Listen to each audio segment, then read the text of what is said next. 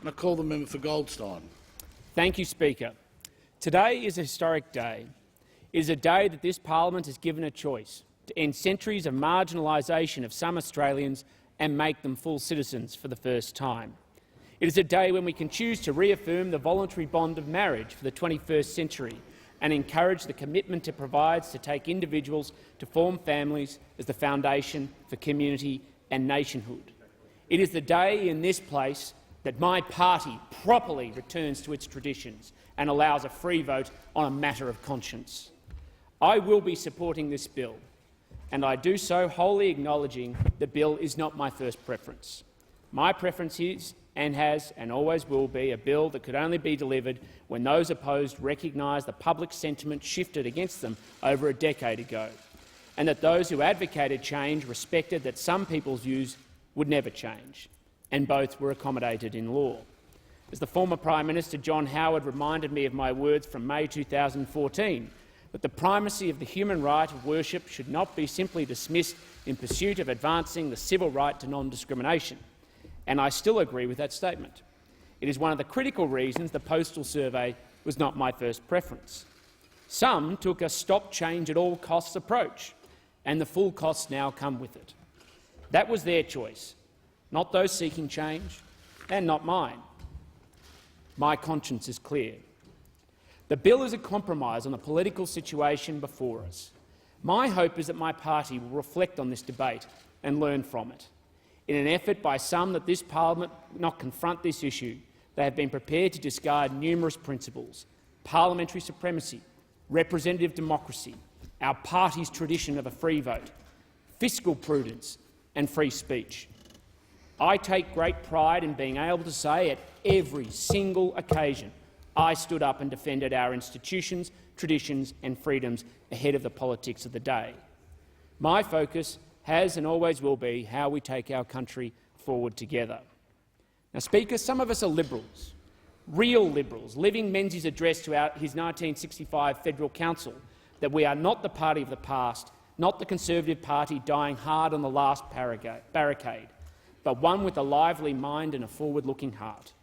We believe in conserving our culture and our institutions by shaping the future and bringing them forward, to give life to one of our most important institutions and its relevance in the 21st century. I take all people's freedoms seriously, very seriously.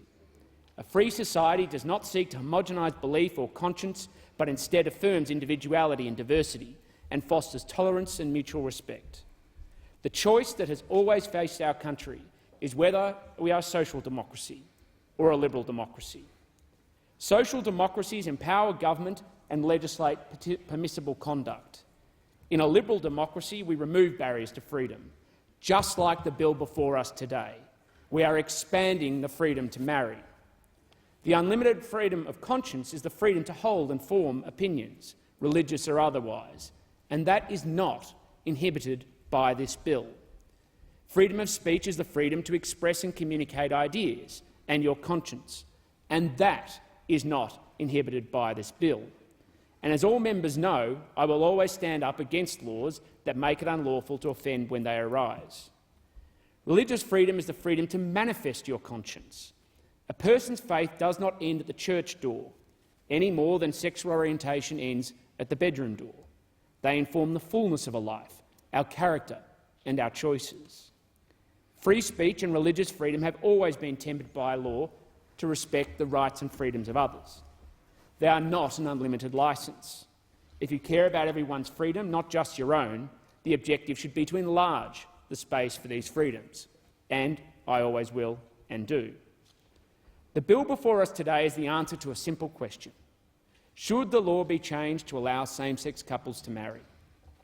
This bill honours those who fought harder before us for less, for those today who have had to fight for their equal place at this nation's table, and represents the opportunity of generations to come to mature in adolescence without unnecessary doubt. Like Edward Crossland, who grew up in the Goldstein electorate and wrote to me because, quote, "The recent debate has really made me question my validity as a person." Edward, question no longer. Like Hayley, Katie and Ada from Sandringham, who wrote, "I know you will understand when I say it has been hard, but it was particularly heartening to know that an overwhelming majority of our neighbours support us. And yes, they do, Hayley, Katie and Ada. And like Dale Hardy and Steve Humphreys, who are going to get married in March at the UK Consulate in Melbourne and can now be married in the nation they love. Congratulations. It also affects families, and I was reminded of this when I popped into netball in Hampton on last Saturday, when Chris Pearce told me lovingly of the story of her uncle, Kevin, and his partner of 44 years, John, and how much she was looking forward to the ending of the silence of their relationship. And it will. And there's no point pretending that this isn't deeply personal. It is a journey that started with me when I was 12 years old, in reference to my first speech. Like so many others at 18, I confronted the choice before me about whether I should live my life honestly or not at all. I still remember my thoughts at that crucial moment. If you give in, they win. That moment followed years of self-inspiring, haunting doubt, externally reinforced by the legacy of social, cultural and legal stigmatisation. I suspect many people find understanding these journeys difficult because it's so paralysing because you can't seek help from others. The people you should be able to turn to are the ones you fear speaking to most because the cost of rejection is so high. And as the Attorney-General remarked in another place, it can sometimes overcome. Well, this bill rams a stake into the heart of that stigma and its legacy. If I could go back and tell that scared 18-year-old kid, he'd be speaking here, surrounded by Trevor Evans and Trent Zimmerman, also representing the party of his values, and with his partner Ryan in the gallery, on this bill, he wouldn't have believed me.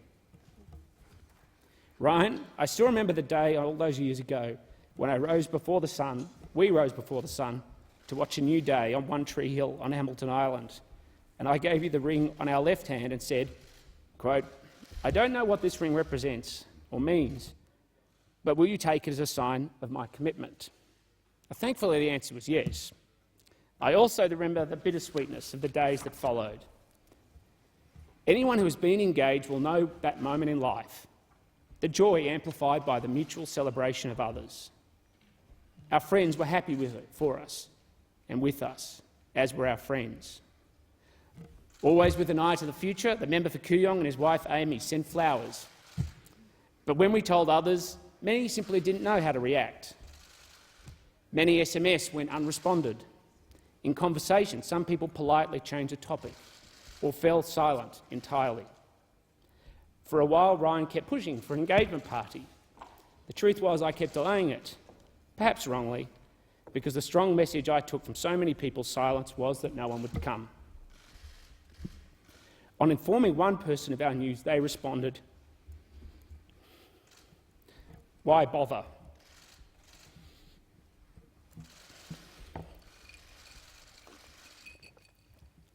At the time, I fell silent, and I've never had an answer to that question. But the Australian people have now answered it for me.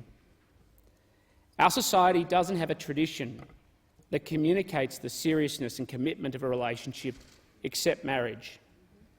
It is a commitment between two people and held together by the love and expectation of families, friend and community. It is the foundation of our nation. And as my dear friend Paul Ritchie wrote in his book, Faith, Love and Australia, the conservative case for same-sex marriage, marriage strengthens society, mutual responsibility, strengthens the social fabric and interdependence, and is the core of every community. The law should support and affirm the most important of our human relationships, the person we choose to share our life with. And he's right. Now, my uncle recently asked whether, without a bride, whether my parents would still have to chip in for the wedding. Look on the bright side, Mum and Dad. You get to start a new tradition. So to the people of Australia, this debate was always about the type of country we want to be, and you own this moment. To the second love of my life, the people of Goldstein, when you charged me with your trust, you knew we would solve this debate together. You delivered the highest per capita participation rate in the nation and delivered a 76.3% yes response. So thank you for your tolerance. because now we can move on together. To Tiernan Brady, to Anna Brown, to Janine Middleton, to Tom Snow, to Clint McGilvray, and the many others who have worked tirelessly, and particularly those in it for the long haul, and particularly staffers who work for the government through this difficult process, such as Ben Bartlett and Luke Barnes, as well as many others. And the Liberals and Nationals for Yes team, led nationally by Andrew Bragg, fronted by my dear friends Christine Forster and Virginia Edwards, and organised in the great state of Victoria by Rory Grant and David Kitchen. Thank you so much. To the Prime Minister, Malcolm Turnbull, you found a pathway through the obstruction of those on both sides of this debate. And it was on both sides of this debate. This is a marker in your legacy and that of the Attorney-General, the Immigration Minister and the Finance Minister. Thank you. To my trusted confidant, Alec Greenwich, who I'm very happy to see in the gallery today. Alex, we fought through and together on this debate when the public was against us, and so were many of our contemporaries. So no one deserves more credit for this outcome than you. No one. I suspect the term was originally developed as a mean to demonise, but the members for Brisbane, North Sydney and Leichhardt, who I'm very proud to have surround me today, as well as Senator Smith, can reclaim the title of Rainbow Rebel as an exclusive moniker of courage and conviction. A heavy burden fell to us, and you have all lived lives of consequence. Particularly to you, Warren. Trev, Trent, Dino and myself fought with our heart because this debate chose us. You chose it because justice rests in your heart. And with the indulgence of the Speaker, the person I have to thank most is my partner, Ryan. You've had to tolerate more than most because you had to put up with me. Trust me. This debate has been the soundtrack to our relationship. We both know this issue isn't the reason we got involved in politics. Give us tax reform any day. But in my first speech, I defined our bond by the ring that sits on both of our left hands, and that they are the answer to the questions we cannot ask. So there's only one thing left to do. Ryan Patrick Bolger, will you marry me?